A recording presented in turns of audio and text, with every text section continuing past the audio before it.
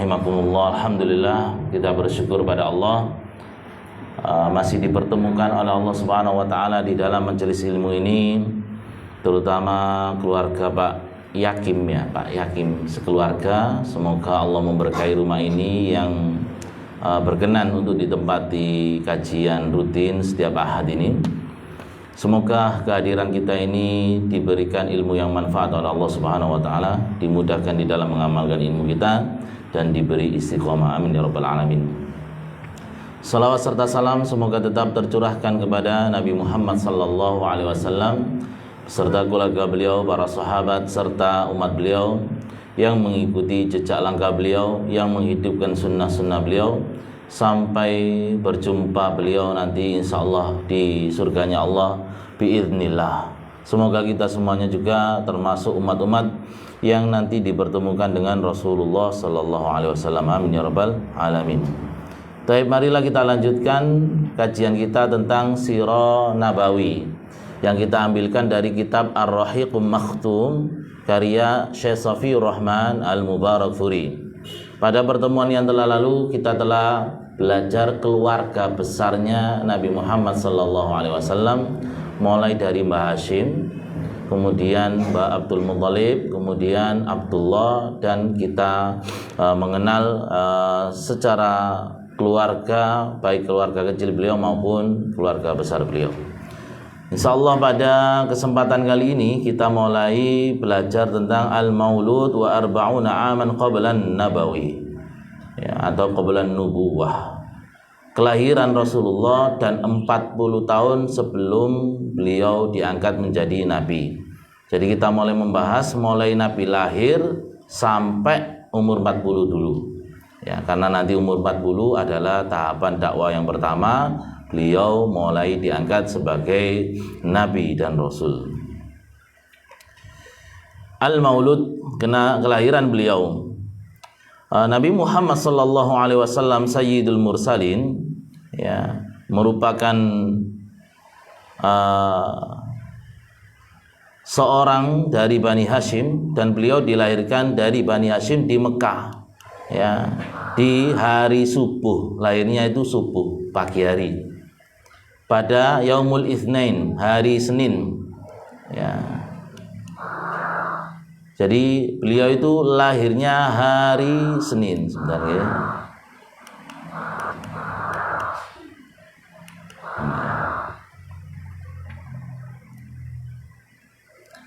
Disebut tahun gajah ya, karena 50 hari sesudah peristiwa gajah yang kemarin kita bahas ya.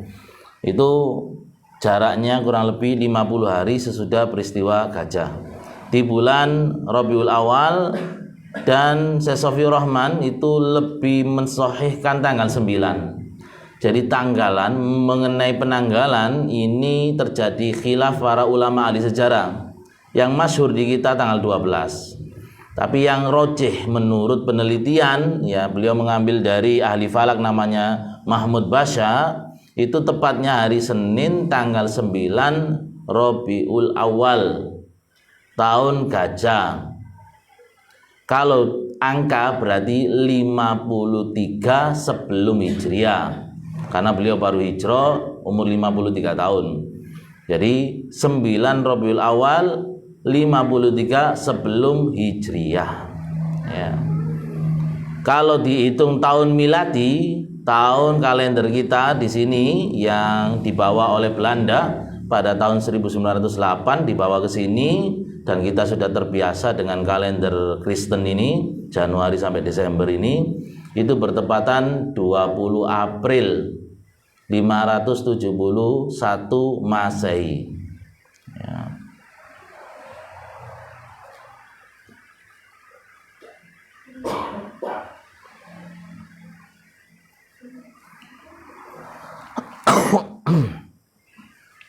Dan tatkala melahirkan ini, ibunya, Ibu Aminah, ibunya Rasulullah sallallahu alaihi wasallam, mengalami berbagai peristiwa yang ini merupakan irhasat ya, tanda-tanda kenabian sejak kecil. Itu namanya irhasat ya.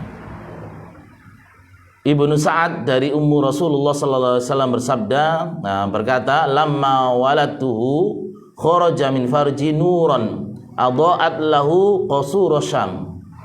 Ya, tatkala aku melahirkan anakku ini, Muhammad ini, ya, keluar dari farjiku itu cahaya yang menerangi istana-istana negeri Syam. Ya, istana-istana negeri Syam. Ya, betapa kuatnya ini. Ya, dari Mekah ke negeri Syam. Negeri Syam itu sekarang jadi 4 negara, Palestina, Yordania, Suriah, dan Lebanon. Ya, itu sampai ke sana. Berarti istana-istana kerajaan Romawi, cahayanya itu sampai menerangi ke sana. Ya. Ini juga diriwayatkan oleh Imam Ahmad dari Al-Irbad bin Sariyah. Ya, semisal. Jadi kalah Sukli ya, Sukli kalah ya. Dari Sukli ada pasar malam itu biasanya kan. Ada sorotan di paling ya kecamatan kekuatannya. Jadi ini keluar cahaya ya, yang sampai menerangi istana-istana. Jadi cahayanya sorotannya berarti ribuan kilo. Ya, karena jarak Mekah Madinah saja 500 kilo. Apalagi Mekah ke Al-Quds, ya itu ribuan kilo. Ya, betapa kuatnya ini termasuk irhasat yang dialami oleh ibunya Rasulullah tatkala melahirkan. Dan juga diantara irhasat juga tanda-tanda kenabian tatkala Rasulullah mulai kecil, itu diantaranya adalah jatuhnya 14 sarofah.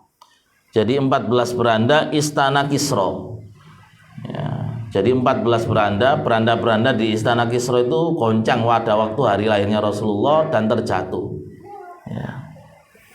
Ini Persia, berarti Romawi juga kena, Persia juga kena. Karena ketika itu ada 2 empire, jadi kerajaan-kerajaan yang terbesar, superpower, yakni Persia dan Romawi. Ini juga jatuh. Kemudian irhasat berikutnya adalah khodamatin nar allati yu'abbadu al-majus. Jadi api abadi di Persia sekarang di Iran yang disembah oleh orang Majusi. Orang Majusi itu penyembah api. Pada hari lahirnya Rasulullah tiba-tiba padam. Ya, jadi padam api ini.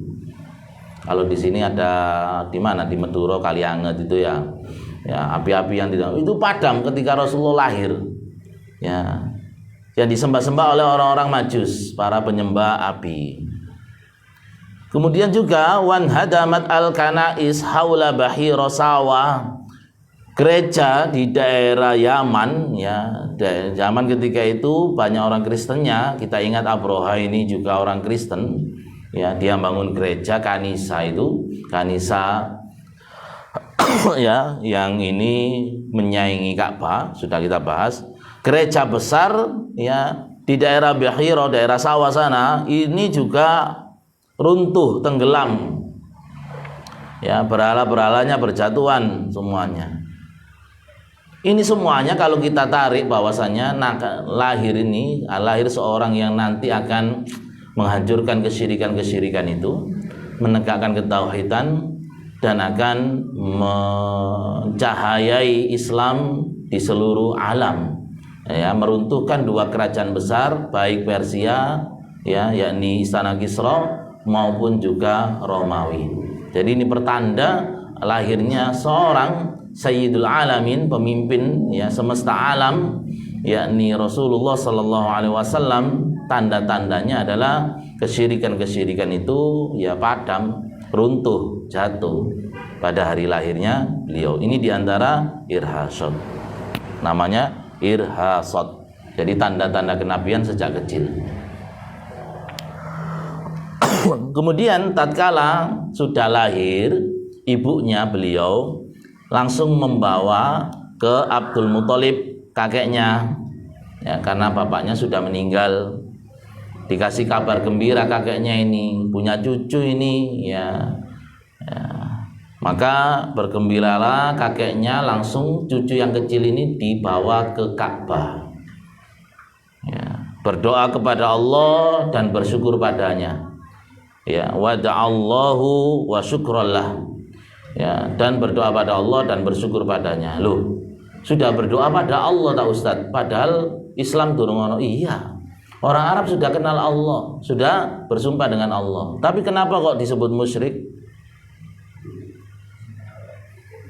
Iya, masalahnya tidak mau berdoa kepada Allah tok, gitu masalahnya. Enggak tok itu, enggak tok. Ya Allah, ya gelem, ya nang manat gelem, ya nang Uzza gelem, gitu loh masalahnya. Makanya disebut musyrik. Jadi belum tentu orang yang sholat, ya sholat tok, ya, tapi waya nang dukun nang medukun ya doa. Ya waya ndonga, waya sholat duha. Waya njaluk syarat nang dukun ya teko nang dukun ini ya musyrik. Harusnya ya minta hanya kepada Allah tok. Karena itu makna kalimat la ilaha illallah. La ilaha itu penafian. Ora ono sesembahan, dilangno kuwabe sesembahan. Illallah kecuali hanya Allah. Jadi ono toke ada bahasa Jawa itu. Ya. Ini jadi doi ini dibawa, didoakan pada Allah, bersyukur pada Allah di Ka'bah pisan. Ya butunin. Waqtara lahu ismun Muhammad. Ya maka dipilihlah nama Muhammad ya. Pada waktu kecilnya bernama Ahmad. Yang ketika itu tidak populer di kalangan Islam, di kalangan orang Arab ya. Wa hadzal ism lam yakun ma'rufan fil Arab. Sebelumnya nama ini enggak biasa di orang-orang Arab. Orang-orang Arab itu biasanya menamakan dengan nama-nama hewan yang serem-serem anaknya. Namanya Haidar, macan, asad, ya, singo. Itu namanya seperti itu. Yang serem-serem. Nah ini dinamakan Ahmad, orang yang terpuji, Muhammad, orang yang terpuji waktu kecilnya. Ya, ketika itu belum populer, jarang, bahkan belum ada orang yang namanya Muhammad ini. Ya, waqtanuhu yauma sabi'ah, lalu dikhitan di hari ketujuh, kama kana al-arabu yaf'alun, sebagaimana kebiasaan orang Arab. Lalu ini disahkan di dalam Islam, dilegalkan, dijadikan tidak hanya tradisi, kemudian dijadikan sebagai sunnah. Jadi sunnahnya hari ketujuh itu adalah menamainya, mengkhitannya, mengakekoinya, mencukur rambutnya, menimbang rambutnya, dan mensedekahkannya dengan senilai emas atau perak pada orang miskin. Ini sunnahnya. Ya. Jadi dikhitan Rasulullah umur 7 tahun oleh mbahnya Abdul Muttalib. Wa awwalu man arda'athu minal maradi' ba'da ummihi, dan perempuan yang pertama kali menyusui beliau sesudah ibunya sendiri adalah namanya Suwaibah Aslamiyah. Jadi itu ibunya Rasulullah sepersusuan. Ibu yang ini jarang dikenal. Biasanya kita kenal Halimatus Sa'diyah. Padahal ini adalah ibu persusuan pertama beliau, namanya Suwaibah Aslamiyah. Beliau siapa ini? Budak perempuannya Abu Lahab. Sinten Abu Lahab niku? Pamane Kanjeng Nabi. Ya. Jadi ini budaknya bebeknya Rasulullah, budaknya pamannya Rasulullah yang nyusoni. Suwaibah Aslamiyah namanya, Maulah. Ya.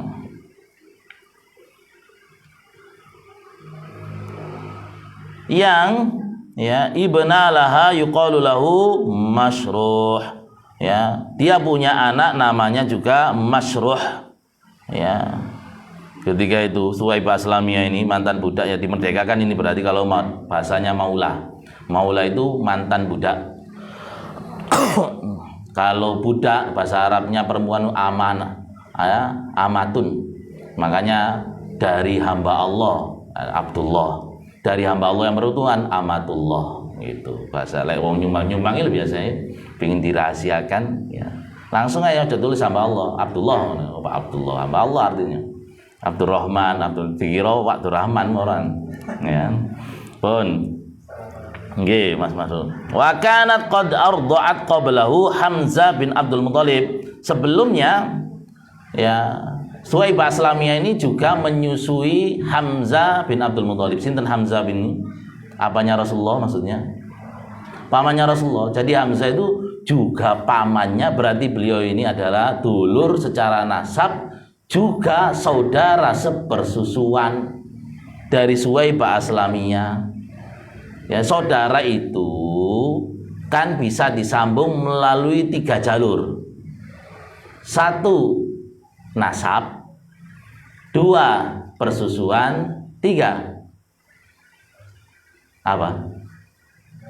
Perkawinan, iya musaharo. Itu dadine dulur. Jadi dulur itu bisa disambung teko telu. Nasab, ya, murodoa persusuan atau musaharo pernikahan. Dadine dulur. Ya. Nah, Hamzah bin Abdul Muthalib ini Masya Allah ya, di samping dulur secara nasab, beliau adalah pamannya Rasulullah, juga adalah saudara sepersusuannya Rasulullah. Ya. Dan yang pernah menyusui Rasulullah Sallallahu Alaihi Wasallam ya itu 5 orang di samping ibu kandungnya. Berarti ibu beliau itu ada 6.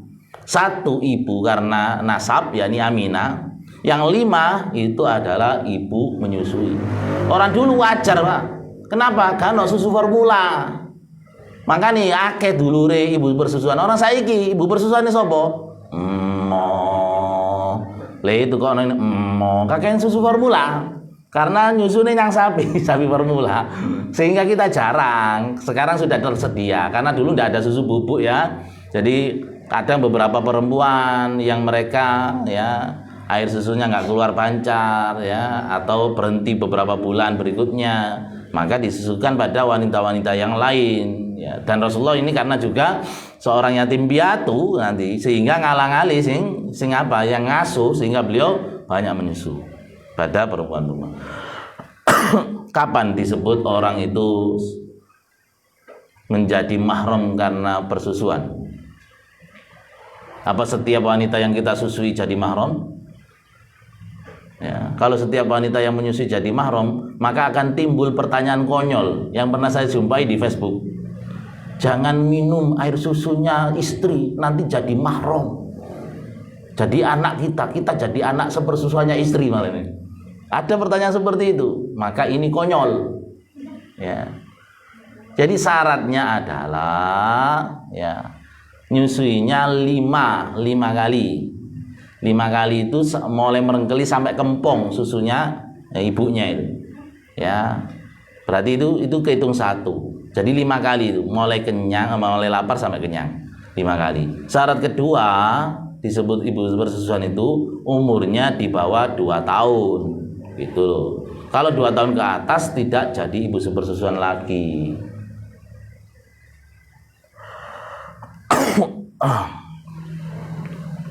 Ya. Nanti saya share kok materinya. Konsentrasi aja. Nanti saya share. Yeah. Loh yang dulu belum dah, sudah saya kirim kok. Loh, kok belum? Abu Amam. Yeah. Coba, ya. Grup ikhwan, grup akhwat kirim yang ada istrinya yang juga masuk grup akhwat ya. Jadi dikirim ke istrinya baru kirim ke grup akhwat. Ya. Baik. Wa ardu'at ba'dahu, dan sesudah menyusui Hamzah ini Thuwaibah itu, jadi Thuwaibah itu sebelumnya menyusui Hamzah, kemudian menyusui Rasulullah, sesudah menyusui Rasulullah juga menyusui Aba Salmah bin Abdul Asad Al-Makhzumi. Berarti ini juga saudara persusuannya Rasulullah sallallahu alaihi wasallam. Baik. Selanjutnya para jamaah dimuliakan Allah, kebiasaan orang Arab setelah lahir mereka apa? Mereka mencari ibu persusuan ya, untuk menyusui anak-anaknya. Di samping itu tujuannya karena Mekah itu kota, maka tujuannya mbah-mbahnya Rasulullah ini Abdul Muthalib dan juga ibunya adalah menghindarkan dari terkontaminasi baik lingkungan alam yang buruk maupun lingkungan pergaulan yang buruk ya, dan supaya nanti menjadi tumbuh ya dengan segar, murni, bahasanya juga fasih ya. Makanya perlu dipersusukan kepada orang-orang Arab desa yang mereka lingkungannya asri, murni, itu tujuannya, kebiasaannya ya, dan bahasanya tidak terkontaminasi. Kenapa? Karena Mekah itu ini kota internasional, setiap tahun dikunjungi oleh berbagai bangsa untuk niatan haji. berbagai kabilah Arab. Tentunya pasti bahasa-bahasanya sudah campuran gitu loh. Ya, logat asal Arab asli Quraisy yang bagus itu sudah tercampur kalau sering. Ya. Sekarang saja orang Arab saja sudah banyak yang tercampur. Ya.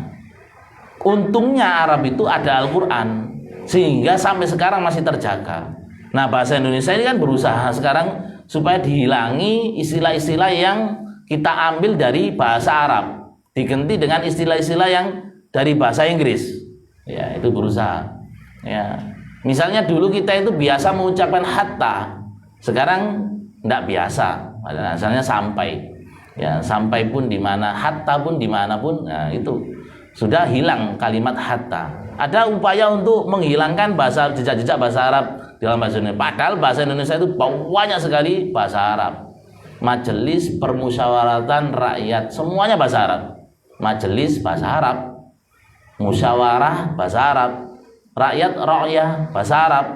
Ya.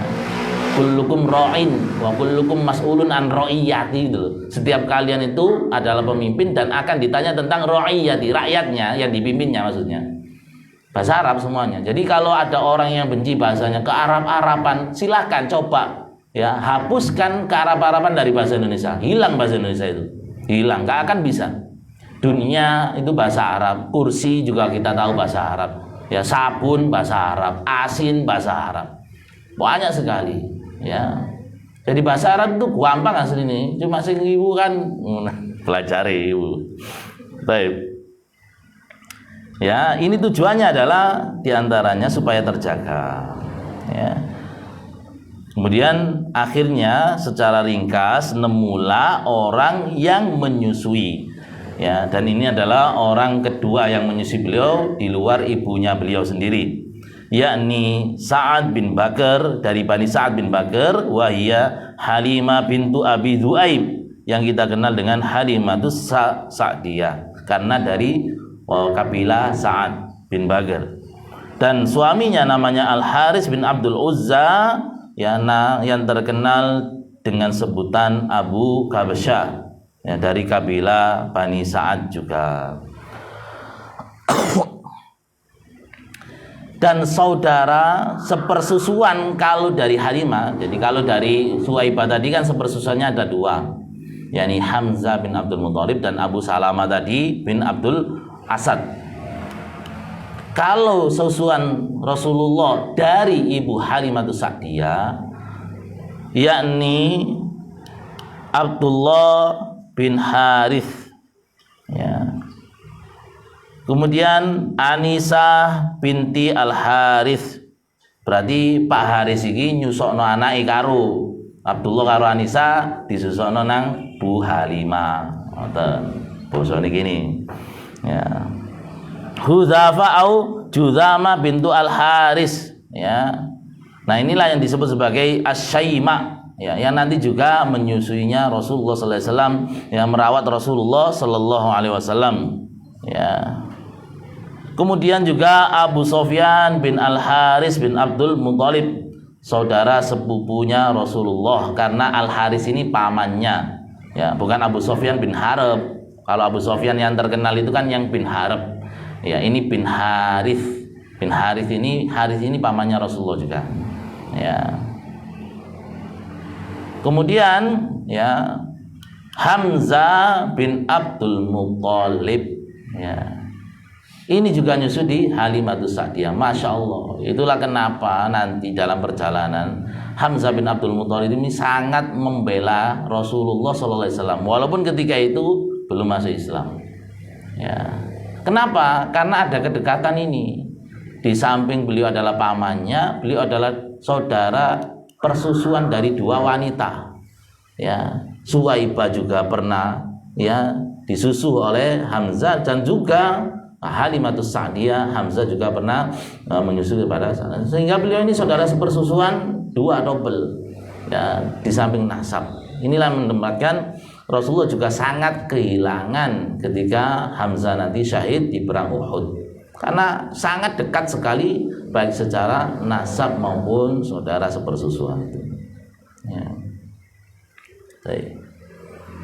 Pada zaman dimulakan Allah Subhanahu wa taala, bagaimana ceritanya ya Rasulullah sallallahu alaihi wasallam itu dipersusukan kepada Halimatus Sa'diyah, maka kita persilahkan Halimatus Sa'diyah menceritakan sendiri kepada kita. Monggo Bu Halimah. Beliau mengatakan, ya, kharajatu ala atani qamra, saya keluar dari kampung saya, ya, naik keledai. Ma'ana syarafalana, ya, bersama juga kami membawa onta yang sudah tua. Wallahu mata beto biqatar, demi Allah onta ini karena susunya belas. Orang dulu bekalnya itu di hewan itu, karena susunya jadi hewan. Kalau ngelak ya mersusu. Itu maksudnya. Nah, kemudian posisinya ketika itu musim paceklik. Ya. Wa manana mulailana ajma'u min sabina alladhi ma'ana min bukaihi minal ju'. Dan tidaklah kami lewati perjalanan ini kalau malam kami tidur bersama anak-anak kami tidak bisa tidur. Ya, kenapa? Anak kami nangis terus. Ya, minal ju' karena saking laparnya. Ya, jadi ini orang desa prihatin cari pekerjaan, ya, ke kota, yakni nyari anak yang mau dipersusui. Bersama rombongan ini, rombongan orang-orang kampung Bani Sa'ad.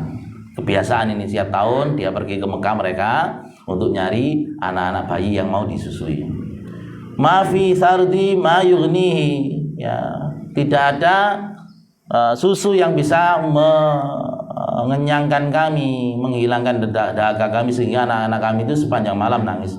Wa ma fi syarafina ma yudi, demikian pula baik susu ya di dalam unta itu juga tidak ada. Walakin kunna narjul al-ghaith wal faraj, akan tetapi kami tetap tidak putus asa berharap pertolongan Allah dan jalan keluar. Fa kharajtu ala atani tilka falaqitu atamtu birrukbah hatta syaqqa dzalika alaihim dha'fan wa ajafan. Lalu kami kemudian tetap melanjutkan perjalanan. Ya, kami menunggangi keledai itu sampai kelihatan sangat lemah keledai itu dan juga sangat letih. Hatta qadamna Makkah naltamisur rad'at. Sampailah kami kemudian ke Mekah mencari bayi-bayi yang mau disusui. Ya. Yo, yang nyusu anak yang butuh susuan. Ya. Lewong jojo kasur dan dondomi kasur, jahit kasur lagi keliling. Monggo yang butuh nyusukan gitu, jualan susu. Tapi dulu menyusui. Fama minna imra'atun illa wa qad 'arada 'alaiha Rasulullah sallallahu alaihi wasallam fata'bau. Ya, rombongan wanita-wanita kami dari Bani Sa'ad itu tidaklah ditawari, oh ini sini Abdul Muthalib sini, ini ada cucu saya, ditawari. Ya, setiap kami itu ditawari bayi kecil namanya Muhammad ini, kami itu menolaknya. Idza qila la innahu yatim, tatkala dikatakan iki arek yatim, karena sing gelem. Ya, perempuan-perempuan Bani Sa'ad itu gak rebutan. Aduh, anake wong melarat. Nggo gaji-gaji. Itu pikirannya seperti itu. Ini yatim ini, bisa enggak ini nanti ngupahi kita gitu. Ya. Wa dzalika anna kunna narju al-ma'ruf min abi as-sabi. Karena kami itu yang kami harapkan, kami kenal bapaknya. Bapaknya itu bisa ya sekiranya jamin kami, bisa bayar kami gitu loh. Ini anak yatim, jadi gak rebutan menghindar. Sekarang golek liyane. Fakunna naqul, sehingga kami rombongan yatim ya. Wa ma'asa antasnau ummuhu wajadahu. Ya, maka kami lihat ya ibunya anak ini, ya kakeknya anak ini selalu memohon kepada rombongan kami supaya mau menyusui kami, ya Allah. Seakan nih ya. Jadi Rasulullah kecil itu yatim itu sampai rebutan gak gelem. Jadi orang-orang Bani Sa'ad itu. Fakunna nakrahu lidzalika, ya, kami itu ya enggak suka. Ya. Fama baqiyat imra'atun qadamat ma'iyya illa akhadhat radi'an ghairi. Ya, maka pada akhirnya kemudian kami sudah keliling di Mekah, semua wanita rombongan kami itu sudah dapat bayi-bayi yang kami susui, kecuali aku. Ini ceritanya Halimah pada kita. kecuali aku. Falamma ajma'na intalaqa qultu li sahibi. Ya. Maka tatkala kami mau kembali ke kampung, kan kumpul maning, ya. Semuanya sudah dapat, maka aku berkata pada suamiku, waduh aku durung oleh. Mas, wallahu innil akrau an arji'u min baini sawahibi walam akhidhi radian. Wallahu la adhaban ila dzalikal yatim fala akhudan. Mas, demi Allah, aku gak ngarang balik nang kampung, isin aku gak oleh blas. Ya, demi Allah aku tak balik nang bayi mange wis gak apa-apa, bayi yatim mang lho tak jupuke wis. Daripada aku gak oleh blas. Ngoten. Jadi awalnya memang terpaksa. Sudah karena memang gak boleh, gak dapat. Ya, karena Halimah enggak dapat bayi yang lain sudah. Konco-koncone wis oleh, dia sendiri enggak dapat. Sehingga mau kembali dia malu, masa sudah nggak dapat ini. Akhirnya dia terpaksa bilang kepada suaminya, Mas, wis demi Allah aku izin balik nang kamu gak nggawa blas, konco-koncoku wis oleh bayi kabeh. Ya, demi Allah aku tak wis gak apa-apa wis tak ambilnya anak yatim tadi. Ya. Wa ma hamalani, beliau kemudian suaminya mengatakan la alaika an taf'ali asallahu ay yaj'ala lana fi barakah. Suaminya gitu. Ya. Silahkan kamu kerjain, semoga Allah ngasih barokah lah itu anak yatim. Ini kata suaminya, ambil saja. Ya. Fadhabtu ilaihi, ya, maka saya menuju ke bayi yatim itu, fa'akhadhu, lalu aku ambil dia. Wa ma hamalani alayya akhadahu illa anni lam ajid ghairuhu, dan tidaklah aku membawanya kecuali karena aku tak mendapatkan selain dia. Ini katanya Halimah. Ya, qalat, lalu dia melanjutkan ceritanya kepada kita.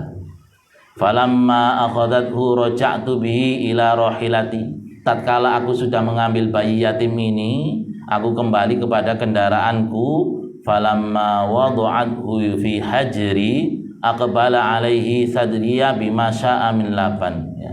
Tatkala sudah naik tak pangku ini, Masya Allah, tiba-tiba kemudian ya keledainya, ya, ontanya yang dia tumpangi ini tiba-tiba keluar susunya. Ya, fasyaroba hatta ruya wa syaroba ma'u akhu hatta ruya thumma nama. Perjalanan ternyata kemudian diminumnya sampai kenyang, diminum suaminya sampai kenyang, diminum anak-anaknya sendiri sampai kenyang, hatta nama, sampai kami itu perjalanan itu sampai tidur. Wa ma kunna nanamu ma'ahu qabla dzalik, dan kami itu enggak pernah tidur senyenyak ini sebelumnya. Karena dalam perjalanan enggak bisa tidur, biasanya nangis terus. Ini tiba-tiba ketika Rasulullah ada di tengah-tengah keluarga ini, yang ontanya tadi itu sudah tua, yang tua itu yang biasanya macer, sudah enggak keluar susunya, ini keluar susunya.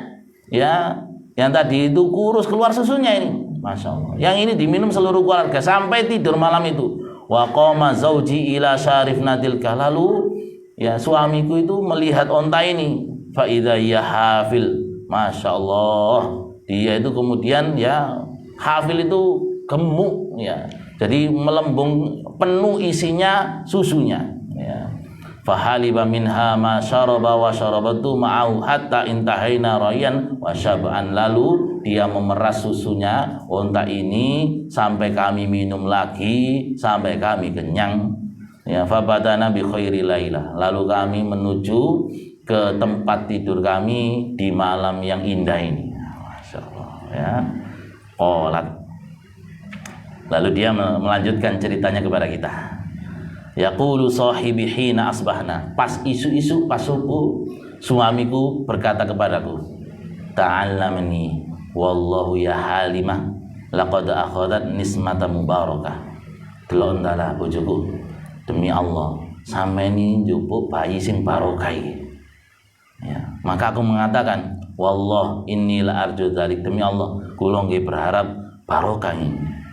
Qalat, maka Halimah mengatakan, summa kharajna wa raqabtu ana adani, lalu kami melanjutkan perjalanan dan naik ya kendaraan kami dan kami pangku bayi ini lagi. Fa wallahi, demi Allah, laqadadu birabbi ma la yaqdiru alai syai'in min humrihim. Sing mang pas budal nang Mekah, aku iku sering telat karena apa? Karena melakoni untaku itu tertati-tati, keledaiku tertati-tati. Demi Allah pas balik, ya, ontaku ini yang aku tumpangi, yang aku naiki, jalannya cepat sekali sekarang. Hatta insawahabil layakulanna, sampai teman-temanku pada mengatakan, ya ibnata abi Dzawaib, waihak irbi'i alaina, alaysat hadhi atanika alladhi kunta kharajta alaiha. Ya, wahai anaknya Pak Dzawaib, ya, celaka men, ente nono ojo gupu-gupu. Jadi ini langsung cepet, ente nono. Bukankah ini unta yang sampean gawe berangkat iko, ya. Fa aqulu lahun bala, iya unta iko. Wallahi innaha lahiyahi. Demi Allah ya iki unta iki, mbok gak kok moro semangat unta ini. Unta ini kemudian kuat, jalannya cepat. Ya, pulangnya seperti itu. Karena yang naik itu ada bayinya Rasulullah sallallahu alaihi wasallam. Sehingga perempuan-perempuan itu mengatakan wallahi innaha la sya'n. Demi Allah unta ini ono bobone iki. Ya, seperti itu. Ini juga irhasat, tanda-tanda kenabian. Ya. Summa qaddamna manazila min biladi Bani Sa'ad, lalu sampailah kami ke kampung kami di Bani Sa'ad. Wa ma a'lamu ardan min ardillahi ajdaba minha, dan setahu kami kampung kami ini tidak ada yang lebih tandus daripada kampung kami. Fa kanat ghanami tarwahu ala hina qadamna bi ma'na syabi'an labanan. Loh, sejak itu ya, kambing-kambingku waktu tak tinggal mulai iki kok padha lemu-lemu kabeh. Pada gemuk-gemuk, ya. Dan ini sudah terisi dengan susu-susu. Fanahlib, lalu kami meras susunya dari kambing-kambing, ya, wa nashrab, dan kami meminumnya. Wa ma yahlibu insanu qatra laban, dan kami tidak pernah merasakan susu yang seperti ini. Wala yajiduha fi dhar'i hatta kana al-hadiruna min qaumina yaqulu li ra'yatina. Sampai tonggo-tonggo itu ngomong, ya, ketika melihat kambing-kambing kami ini kok akeh susu nih, lemu-lemu, ya, mereka mengatakan kepada anak-anak sing tukang angon, ya, sing biasa angon, wa ilakum asrihu haitsu yasrahu ra'i binti Abi Dzawaib. Sing pinter po. Carane ngembala iku, tutno iku lho wedhuse Abu Dzawaib, wedhuse Halimah iku tutno, ya, dingon dendi. Mulai kuru karo anu tutno wis tutno, wedhuse dendi ku dingon, ya. Wedhusmu cek lemu pisan, cek isine susu pisan. Ini cara Jawane ya, cara Malange. Jadi seperti itu. Wahai celakalah kamu. Kenapa kamu tidak mengikuti pengembala kambing-kambingnya Halimah itu, anaknya Abu Dzawaib itu? Ya, di mana dia mengembalakan sehingga kambing-kambingnya itu gemuk dan berisi susu-susu semuanya. Ya. Maka orang-orang itu melakukan hal demikian, tapi hasilnya juga sama, tetap berbeda. Ya. Tidak bisa artinya menyamai kambing-kambingnya keluarganya Ibu Halimah bintu Sa'diyah ternyata. Ya. Maka tatkala kami sampai ke rumah, falam nazal na'tarifu minallahi ziyada wal khair hatta madat sanata. Dan tidaklah, ya, tatkala kami kembali ini kecuali selalu bertambah kebaikan dan keberkahan sampai berjalan 2 tahun. Jadi sejak Rasulullah ada di rumahnya Halimah di kampung Bani Sa'diyah, ini setiap hari tambah baik, tambah berkah kampung tersebut, tambah berkah rumah tersebut sampai berjalan 2 tahun. Dan tumbuhlah dia sebagai seorang, ya, anak-anak. Falam yablughu sanatai hatta kana ghulaman jafran. Ya, tumbuhlah dia, ya, umur 2 tahun menjadi, ya, anak yang kuat, ya, sendi-sendinya kuat. Faqadam nabi ala ummi wa nahnu aghrasu ala makathifina. Umur 2 tahun saya ajak dia untuk menemui ibunya, dan kami berharap supaya diizinkan agar tetap bersama kami. Ya, ajak dicupuk, karena biasanya kan menyusui 2 tahun. Dan ini disahkan di Islam, ya, wal walidatu yurdi'na auladahunna haulaini kamilain. Dan ibu-ibunya anak-anak itu hendaknya menyusui anak-anaknya secara 2 tahun sempurna. Ini di dalam surah Al-Baqarah. Ya. Sehingga ketika berumur 2 tahun, sudah berjalan 2 tahun, ini diajak ke ibunya lagi ke Mekah. Tapi Halimah ini dalam hati kecilnya pingin tetap bersama anak kecil ini yang penuh barokah ini, karena sejak ada Rasulullah SAW kecil ini, rumah beliau barokah, ternak-ternak beliau barokah, gemuk, banyak susunya, barokah pokoknya. Padahal sebelumnya kampungnya juga gersang, menjadi subur. Ya, karena beliau melihat ini semuanya. Fakallamna ummahu, maka kami nyoba ngomong nang ibuke. Wa qultu laha, dan aku mengatakan pada ibuke, Bu Aminah, ya, lau tarakna ibni indi hatta yaghlid fa inni akhsha alaihi wa ba'a Makkah. Ya. Bu, ya, andaikan panjenengan berkenan, ya, anak ini biar kami ini, ya, bawa lagi. Kami khawatir hidup di Mekah ini terpengaruh lagi. Ya, mumpung itu ya bujukane, ya rayuannya supaya diizinkan. Ya, aslinya ibunya juga enggak berkenan. Ya, lalu tapi ngoyo akhirnya diizinkan kembali ke sana. Demikianlah Rasulullah SAW kemudian hidup di Bani Sa'ad hatta idza kanat sanatur rabi'ah awil khamisah, sampai umur 4 atau 5 tahun. Ya. Nah, kemudian baru ini dikembalikan. Kenapa dikembalikan? Aslinya Ibu Halimah nggak mau mengembalikan karena terjadi peristiwa.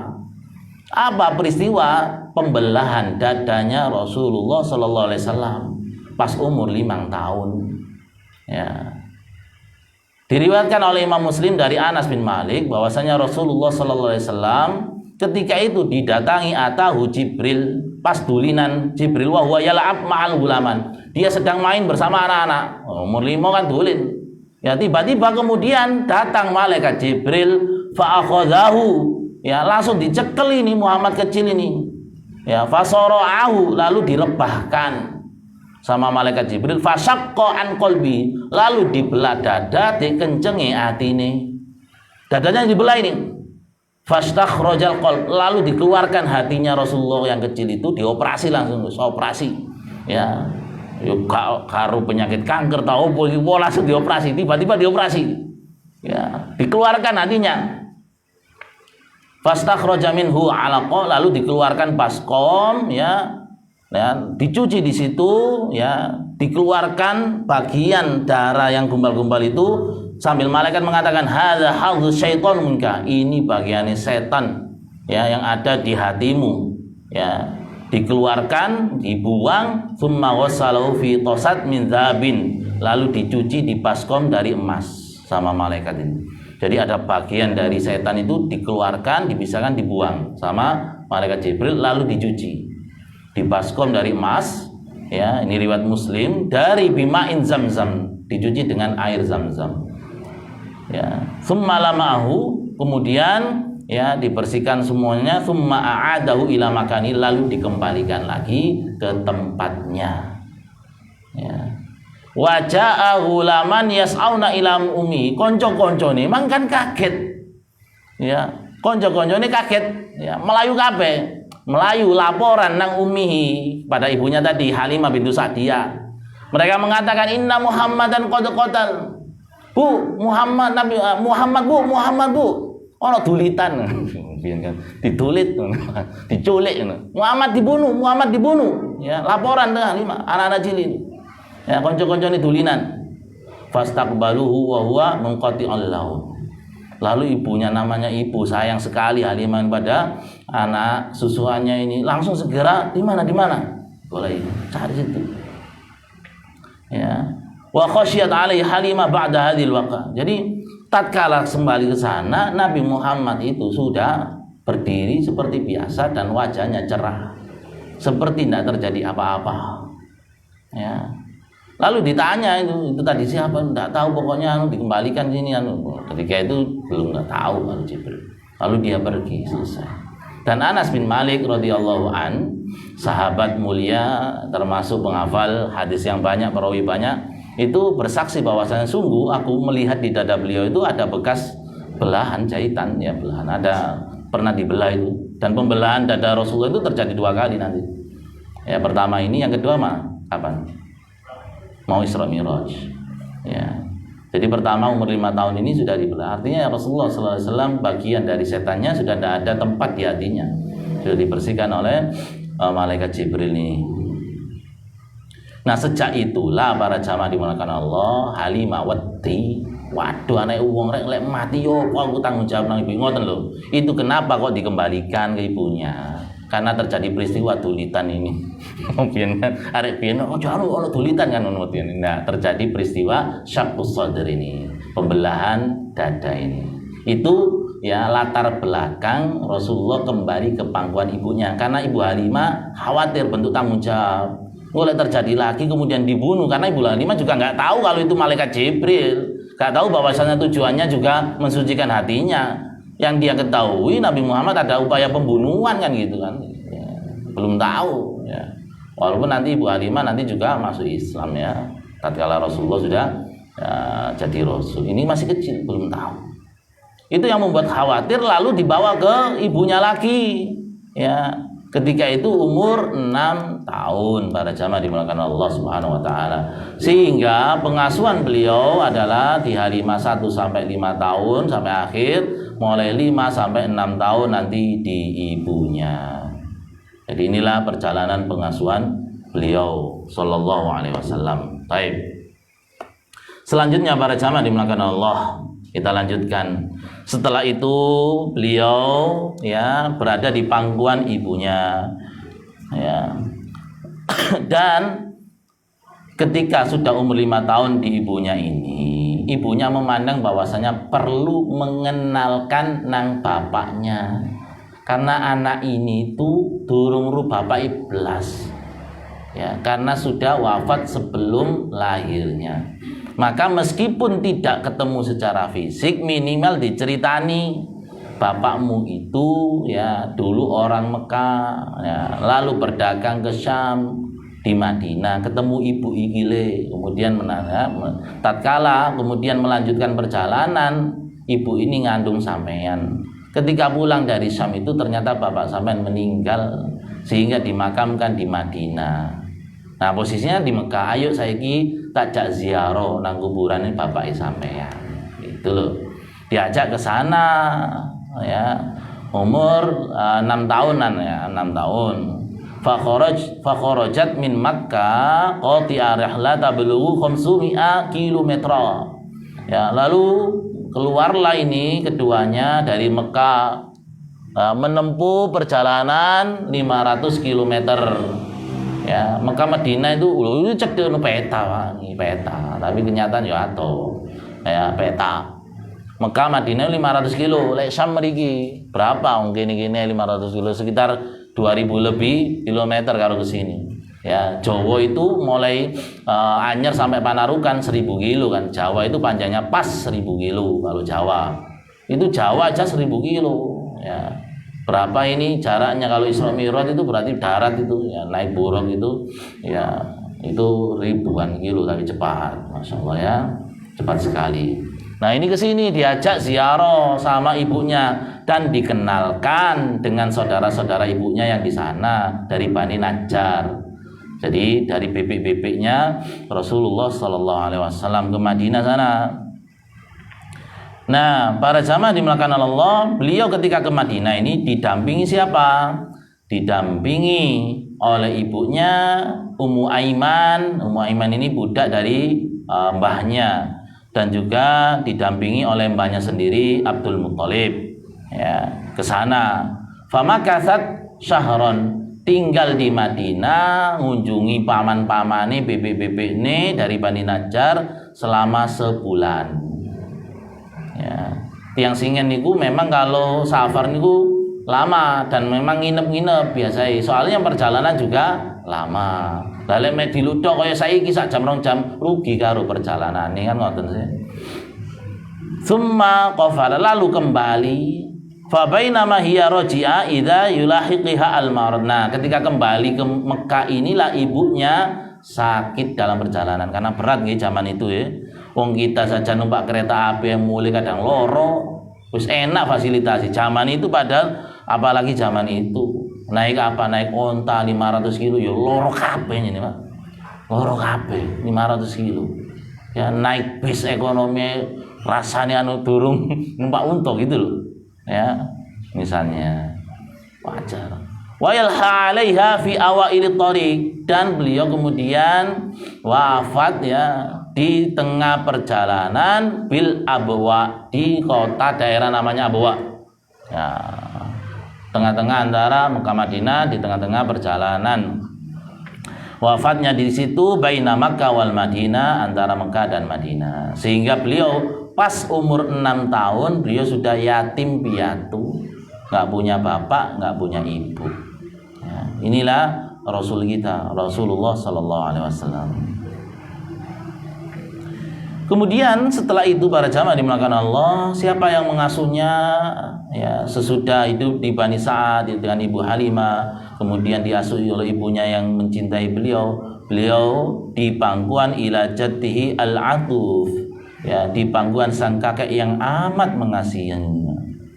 Ya, kembalilah beliau ke Mekah bersama kakeknya karena ibunya meninggal, bersama Ummu Aiman. Ya, Ummu Aiman ini budaknya kakeknya, nanti diwariskan dan dimerdekakan oleh Rasulullah, kemudian menikah dengan anak angkatnya Rasulullah. Siapa anak angkatnya Rasulullah? Zaid bin Thabit.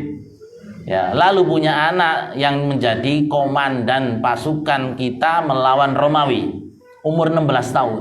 Siapa anaknya namanya? Usama bin Zaid bin Zaid. Ini anaknya Ummu Aiman gitu loh. Jadi umur 16 tahun sudah jadi komandan perang. Arek saiki umur 16 tahun nanti ya nang Giras, nang Kim-Kiman. Padahal zaman itu umur 16 tahun sudah mimpin, dan enggak sembarangan, komandan muslim tertinggi melawan pasukan Romawi. Ya, pasukan Romawi. Itu Usama bin Zaid. Memang bibit unggul ya. Ummu Aiman ini pengasuhnya Rasulullah sejak kecil. Ikut dampingi. Ya, karena budaknya ayah kakeknya, nanti kakeknya meninggal, Ummu Aiman ini diwariskan kepada Rasulullah lalu dimerdekakan. Baik. Itu ya ke Mekah kembali bersama kakeknya ya, dan kakeknya sangat perasaan kasih sayang ya, kasihanlah cucunya ini sudah yatim piatu ya, sudah yatim piatu. Ya, jadi bersama Aminah umur 6 tahun, nanti bersama Abdul Muthalib sampai umur 8 tahun ya. Dan ini saking sayangnya Abdul Muthalib itu, para jamaah dimulakan Allah, kan kakeknya ya, dan paman-pamannya ini juga masih ada yang seumuran dengan Rasulullah. Jadi saking kalau makan itu anak-anaknya nggak boleh dhisik. Enten ono putuku iki saken putune mak dhisik. Ya. Pun demikian ketika suatu saat beliau kana yudhi'u li Abdul Muthalib firash fi dhilil Ka'bah. Orang-orang Mekah, karena Abdul Muthalib ini pemimpin toko, itu nyediakan ya tikar khusus di sekitar Mekah. Orang-orang sediakan ini nggih, ini lunggune Abdul Muthalib loh ini, aja dilunggui ya. Fa kana banuhu yajlisuna haula firasyi dzalika hatta yakhruju ilai. Dan anak-anaknya itu gak wani ngelunggui ya, ndak berani duduki karpet yang disediakan ini kecuali di tepi-tepinya tok. Ya, nunggu bapaknya.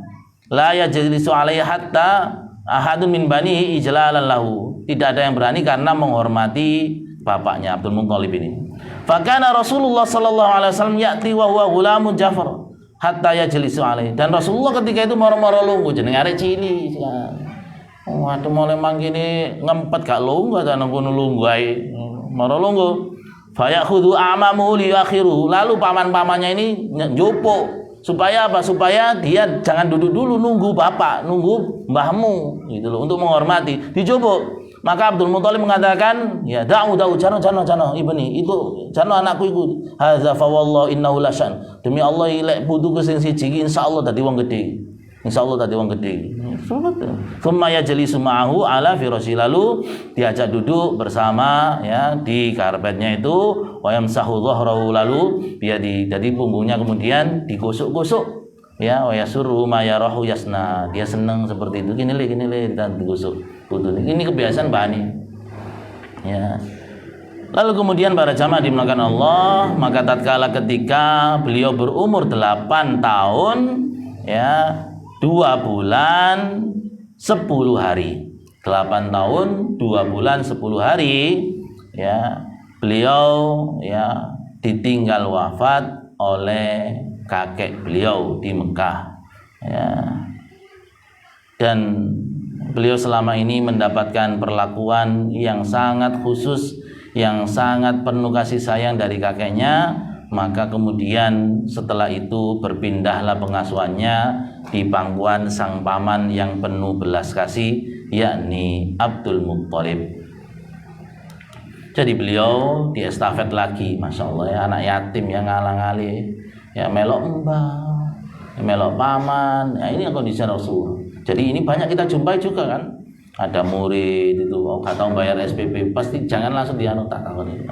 Oh melok pamani, wong tuane bercerai, ada yang gitu gak arep, wis padha rapine dhewe, ditelono bae meninggal, melok pamani, budine kapati arep, banyak kasus-kasus seperti itu.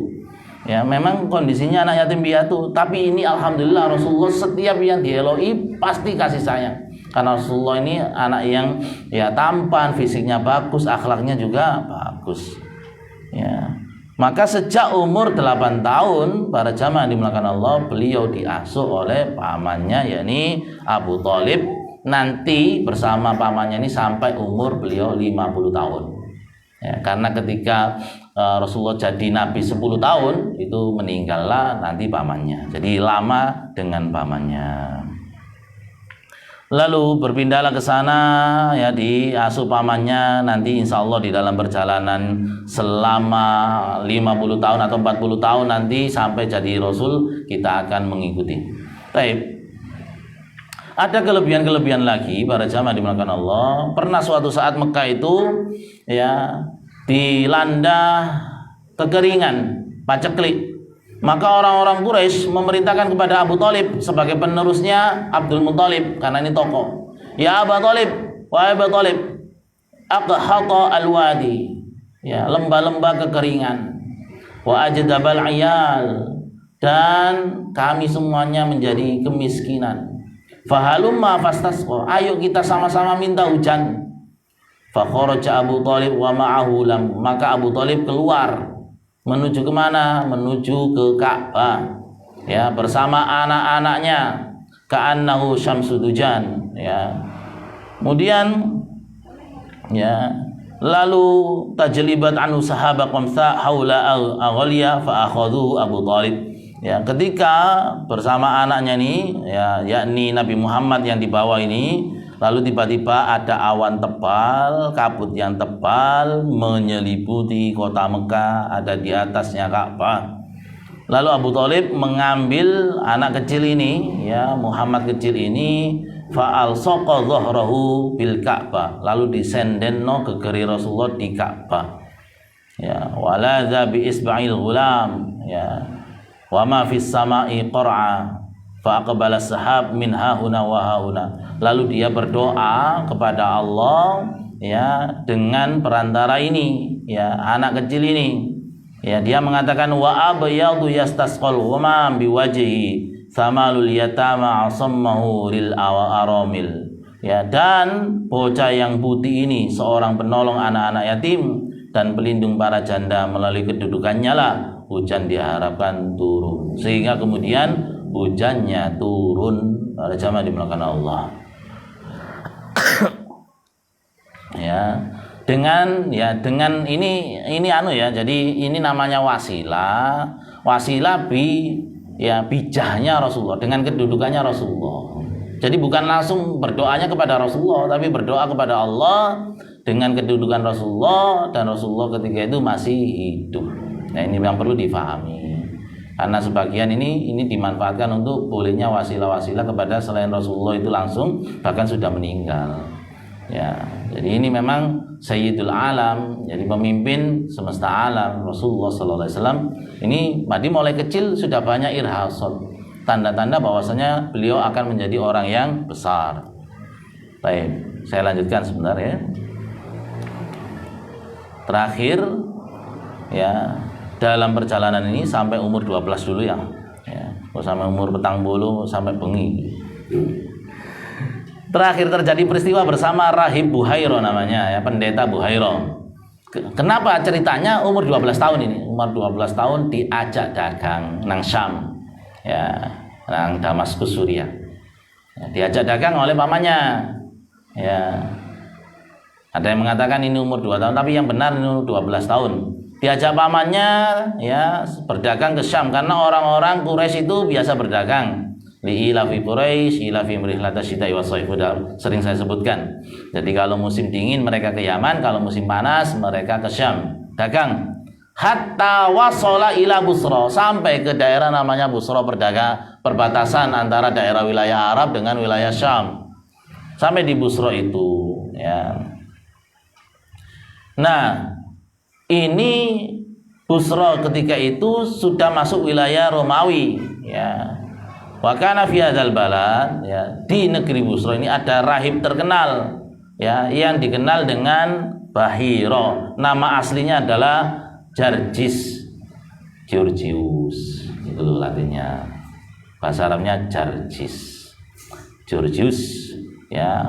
Pendetanya dikenal gelarnya Bahiro. Falamma nazala rokaba kharaja ilaihim. Tatkala ada rombongan Madinah ini sudah sampai di Basra, di Busra ini atau Basra, pendeta Buhairo marani keluar pada rombongan ke Mekah. Kan kalau berangkat itu rombongan sekalian, banyak, tidak hanya Abu Thalib dan Rasulullah. Diparani sama Abu Hurairah. Lalu wa akramahum bidhiyafah, dipersilahkan untuk mampir dan dijamu. Ya, wa kana la yakhruju ilaihim qabla dzalika wa arafa Rasulullah sallallahu alaihi wasallam bi sifatihi. Maka tatkala selesai orang-orang keluar, maka Rasulullah kecil ini ditahan. Ya. Dan digandeng tangannya. Ya, diteloki, Lalu dia mengatakan, ya, umur 12 tahun, arek umur 12 kelas 6 SD. Hadza sayyidul alamin, ini nanti jadi pemimpinnya alamin. Hadza yab'atsullahu rahmatan lil alamin, inilah yang akan diutus oleh Allah sebagai rahmat bagi seluruh alam. Paman takon, wa ma ilmuka bidzalik, lho panjenengan kok semerap ya. Ditakoni pamannya ya. Pamannya tanya. Maka menjawab, innakum, aku tahu itu begini. Innakum hina asyraftum minal aqaba lam yabqa hajar wala syajar illa wa kharra sajida. Tak delok mang mole kono.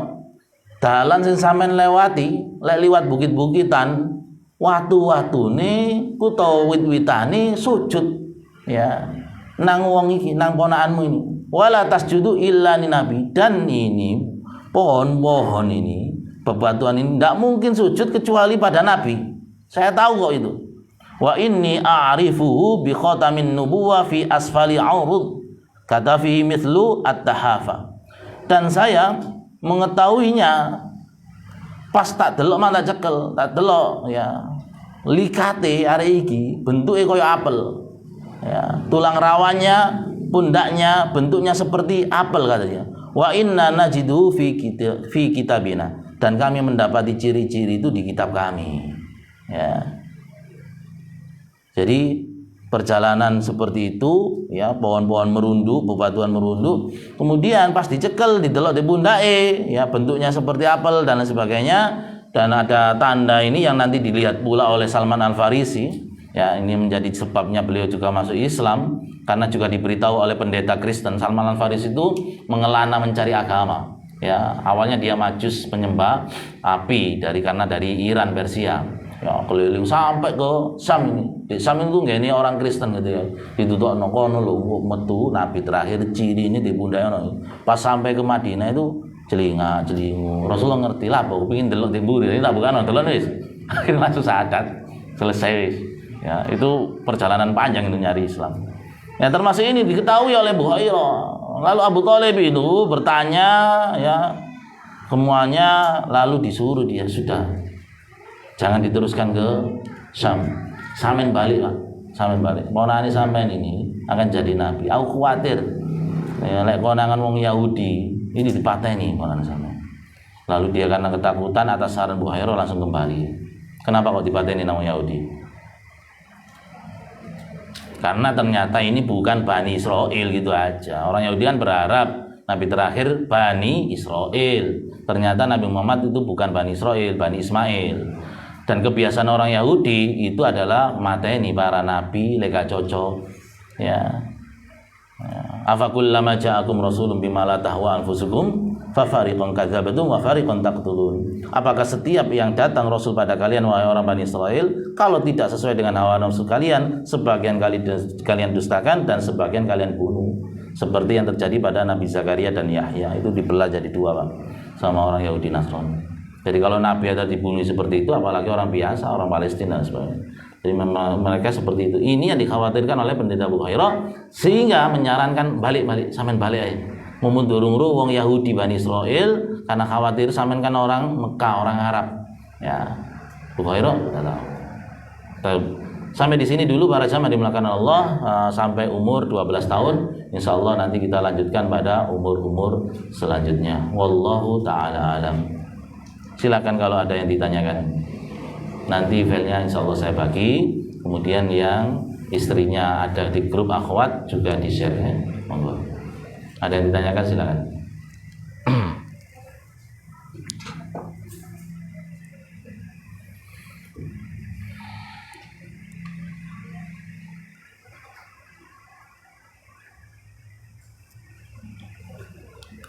Dari kisah yang kita baca sambil nunggu ya, pelajaran yang dapat kita ambil yang pertama, bahwasannya isyarat dari Allah bahwasannya Nabi Muhammad SAW akan diutus untuk dakwah tauhid dan menjauhi syirik.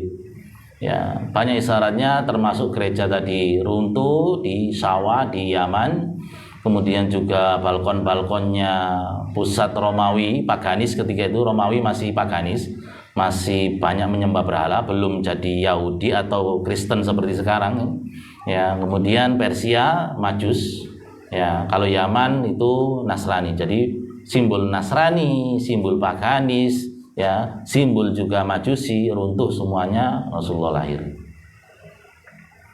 Pelajaran yang kedua para jamaah dimulakan Allah, orang-orang kafir Quraisy telah mengetahui tauhid rububiyah, tapi tidak memiliki tauhid uluhiyah. Ya, jadi mereka tahu penciptanya itu Allah, tapi kalau uluhiyah nyembah nang Allah tok, mereka nggak mentauhidkan Allah. Itu maksudnya. Ya, buktinya apa? Mereka bersumpah dengan Allah, mereka juga menamai anaknya dengan namanya Allah, dibawa ke Ka'bah dan sebagainya. Seperti yang dilakukan oleh kakeknya tadi ketika menamai Rasulullah. Yang ketiga, Suhaibah Aslamiyah dan Halimatus Sa'diyah adalah mahramnya Rasulullah Sallallahu Alaihi Wasallam dari jalur persusuan, ibu persusuan. Ya. Untuk mahram secara lengkap, ya panjenengan bisa membuka surat An-Nisa ayat 22, 23. Itu mahram baik secara nasab, persusuan maupun musyawarah atau pernikahan. Ya. Kemudian pelajaran yang keempat para jamaah dimulakan Allah, kedekatan Hamzah bin Abdul Muthalib dengan Rasulullah Sallallahu Alaihi Wasallam dan kemuliaannya. Ya, secara nasab maupun secara rodha tadi. Yang kelima, Nabi Muhammad SAW adalah orang yang diberkahi oleh Allah.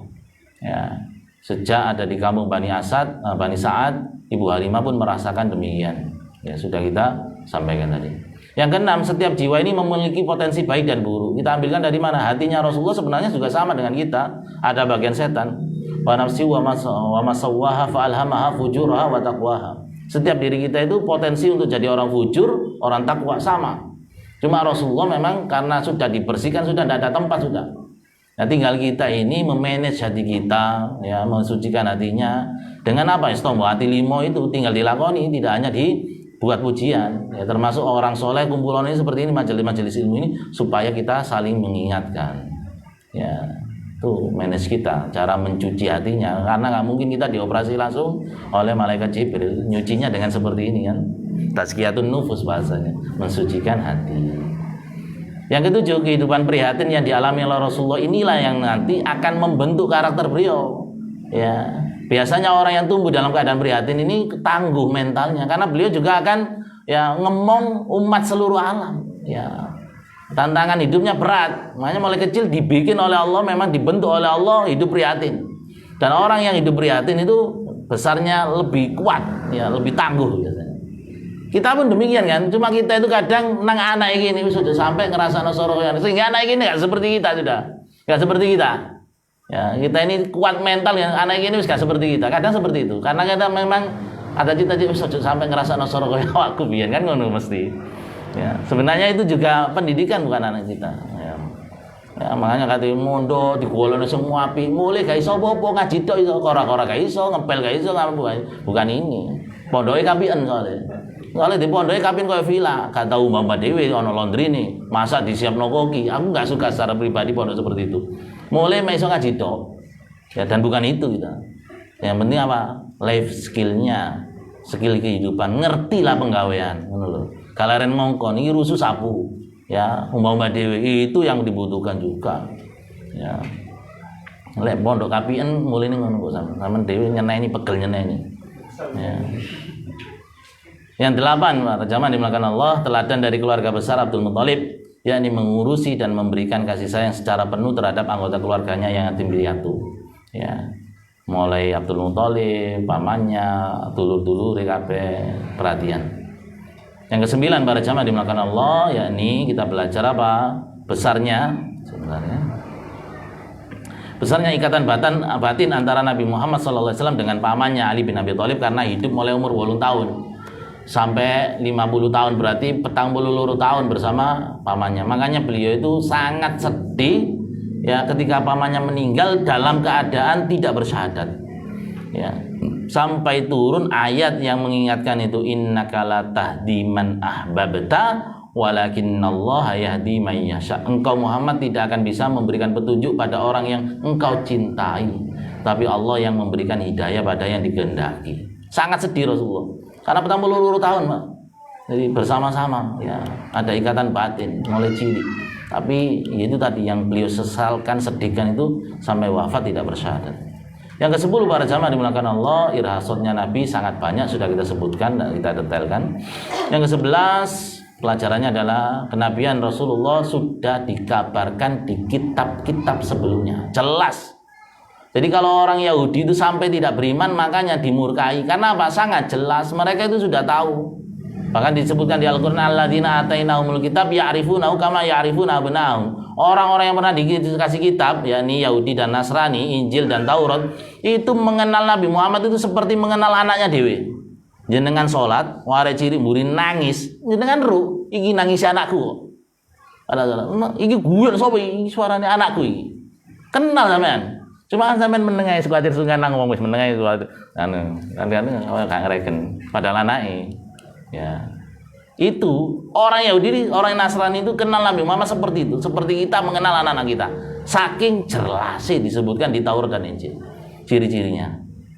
Ya. Yang ke-12 sifat asobiyah, inilah yang menghalangi jalan kebenaran, fanatisme suku, organisasi, ras dan macam-macam. Itu termasuk orang Yahudi ini fanatis suku Bani Israel. Selain itu wis gak dihargai belas, termasuk Rasulullah sallallahu alaihi wasallam. Makanya tadi disarankan untuk kembali, karena kamu bukan Bani Israel, Bani Ismail. Orang Yahudi itu nanti nggak terima, kamu akan dibunuh. Demikian, wallahu taala alam.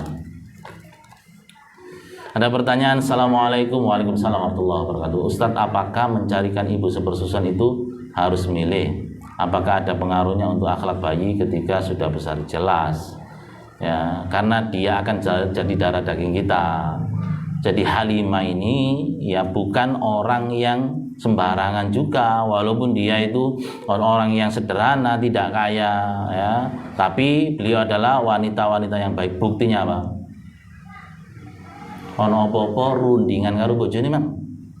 Kalau ndak orang baik, nah ya, kemudian ya dia juga ya, kemudian kita lihat percakapannya, bojone juga ya ambil saja, semoga nanti dapat keberkahan Allah. Berarti ini dalam didikan orang yang baik, keluarganya juga baik. Jadi kalau ngomong no anak, yo sampean delok.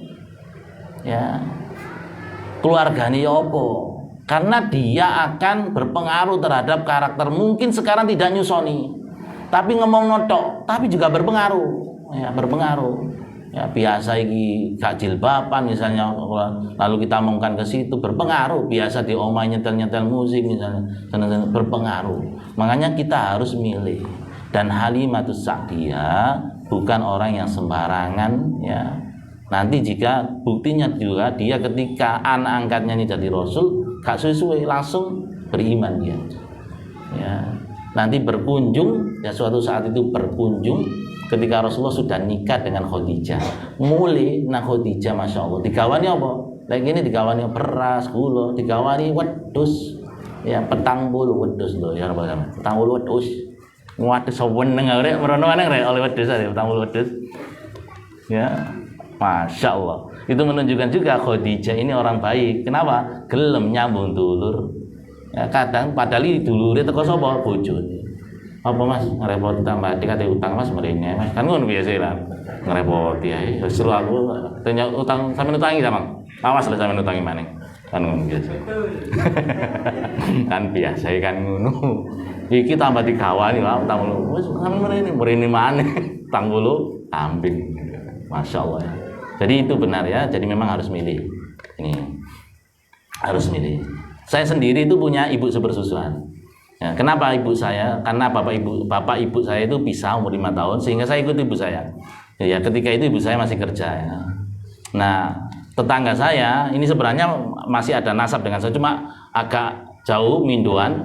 Ya, tetangga saya ini punya anak yang seumuran dengan saya, sehingga susunya keluar kan. Jadi dititipkan tetangga saya, sehingga saya dengan tetangga saya ini adalah mahram, salim salaman tidak masalah. Dengan anak-anaknya yang perempuan pun saya ya mahram. Jadi itu jadi mahram. Ya, dengan mak cuci namanya. Itu saya disusukan ke situ. Nah, panjenengan mungkin ada kok nanti. Tanya saja. Nanti khawatirnya ya podo senengi kemudian ternyata mahram dari persusuan gitu. Nah, tanya. Mak aku belum tahu disusuk nanti. Gak tahu le awakmu formula tok SGN. Oh, awakmu tak susuni tajin tok gitu. Demikian ya. Pun yang lain. Ada pertanyaan yang lain? Samun ya. Cukup nggih? Mohon cukup, insyaallah kita lanjutkan pada kesempatan yang lain. Semoga ilmu yang kita dapatkan hari ini bermanfaat, menjadikan kita itu semakin mengenal Rasulullah SAW sehingga semakin mencintai beliau, meneladani beliau, dan semoga Allah Subhanahu wa taala juga nanti ketika kita sudah wafat menjumpakan kita dan membersamakan kita dengan Rasulullah SAW. Amin ya rabbal alamin. Kita akhiri dengan kafaratul majlis. Subhanakallahumma wa bihamdika asyhadu an la ilaha illa anta astaghfiruka wa atubu ilaik. Wa sallallahu ala nabiyyina Muhammadin sallallahu alaihi wasallam tasliman katsira wa akhiru da'wana alhamdulillahirabbil alamin. Assalamualaikum warahmatullahi wabarakatuh. Nanti filenya saya kirim ke Abu Hamam.